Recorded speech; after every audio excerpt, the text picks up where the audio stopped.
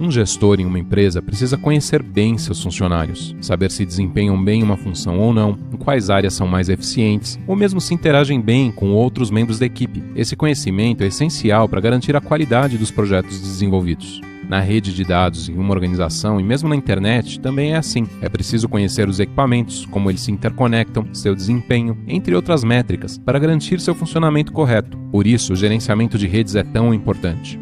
Esta é a primeira parte do vídeo Introdução ao Gerenciamento de Redes, feito pelo NIC-BR.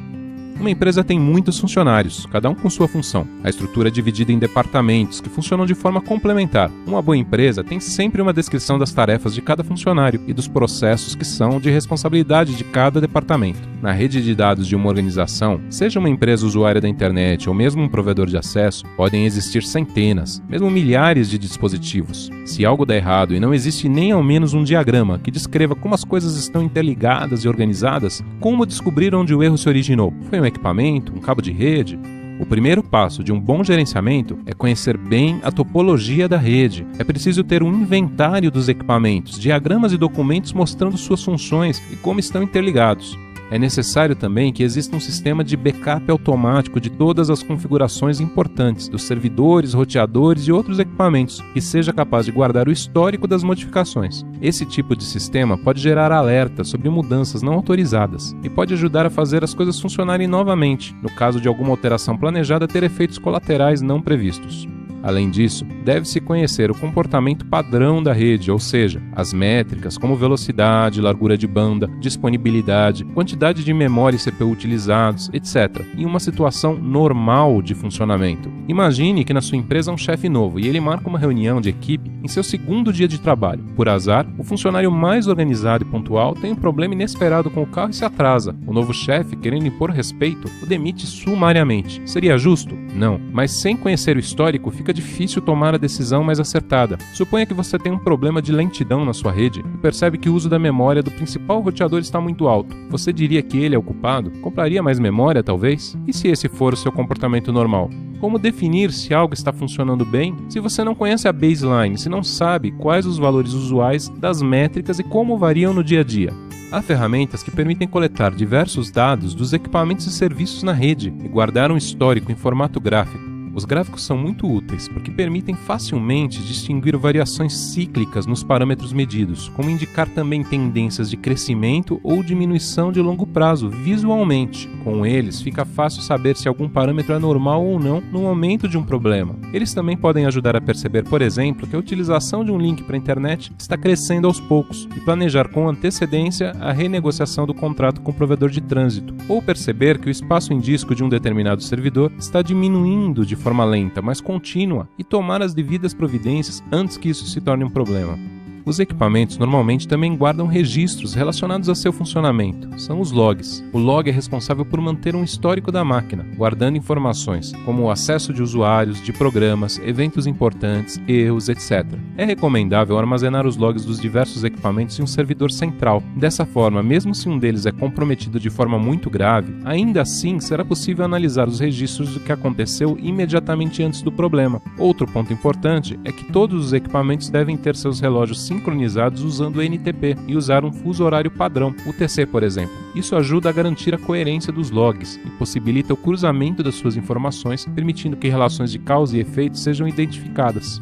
Com a topologia e a baseline conhecidas, o próximo passo é realizar o monitoramento da rede e de seus dispositivos. Um gestor em uma empresa, por exemplo, pode querer controlar de perto todas as datas programadas para as entregas dos projetos de sua equipe. Se algo não for entregue quando combinado, ele vai querer ser avisado imediatamente para corrigir a situação. Nas redes, há ferramentas que permitem verificar se equipamentos, serviços e aplicações estão funcionando corretamente. O monitoramento poderá ser passivo, com as ferramentas coletando apenas dados já existentes na operação normal da rede, ou ativo, quando a ferramenta poderá interferir no sistema, gerando tráfego de dados para obter as informações necessárias para avaliar o funcionamento de um sistema. Há também ferramentas que analisam de forma automática os logs gerados pelos equipamentos, procurando por anormalidades. Os dados colhidos durante o monitoramento serão comparados com as métricas padrão, e caso seja detectado algum problema, essas ferramentas podem gerar alertas por diversos meios, visuais, sonoros, por e-mail, SMS, Instant Messenger, etc., permitindo uma atuação rápida para sua correção. Mas que tipo de problemas pode haver em uma rede causando esses alertas? As falhas nos dispositivos são os problemas mais comuns. Podem ocorrer também problemas de segurança, como tentativas de invasão. Outra situação possível são os problemas de capacidade, os gargalos no sistema, quando algum dispositivo não consegue mais dar conta das necessidades da rede, ou porque a utilização cresceu ao longo do tempo e o equipamento não suporta mais o volume de trabalho necessário, ou porque algum acontecimento fora da normalidade forçou um volume maior de trabalho momentaneamente. Com a informação do alerta, tendo conhecimento da topologia da rede e dos parâmetros normais de funcionamento, uma análise dos gráficos históricos e dos logs permitirá que se descubra a razão do problema e que este seja rapidamente corrigido. Se apenas isso não for suficiente, ainda é possível utilizar ferramentas de teste manuais em certos casos. Um gestor de equipe em uma empresa pode olhar para o organograma, para as descrições de cargos e para o diagrama que documenta os processos dos diversos departamentos e procurar formas de fazer mudanças para as coisas funcionarem de forma mais eficiente. De forma análoga, o gerenciamento de redes também pode ser utilizado para melhorá-la. Algo extremamente importante é ter um sistema que permita documentar cada um dos problemas tratados. Esse sistema permitirá controlar as tarefas da equipe de redes, permitirá também criar uma base de conhecimentos e permitirá ainda que se identifique problemas recorrentes, que provavelmente são causados por falhas estruturais, que poderão ser então corrigidas. Por exemplo, ao se identificar equipamentos que não estão atendendo às necessidades, pode-se planejar a sua troca por outros mais modernos, ou mesmo mudar a topologia da rede, distribuindo melhor o fluxo de dados. Até agora, falamos sobre a importância do gerenciamento para a rede da sua organização. Na segunda parte desse vídeo, discutiremos em mais detalhes alguns tipos de ferramentas que ajudarão nesse processo, com alguns exemplos. Não perca e confira nossos outros vídeos sobre internet e redes no canal NIC BR Vídeos do YouTube.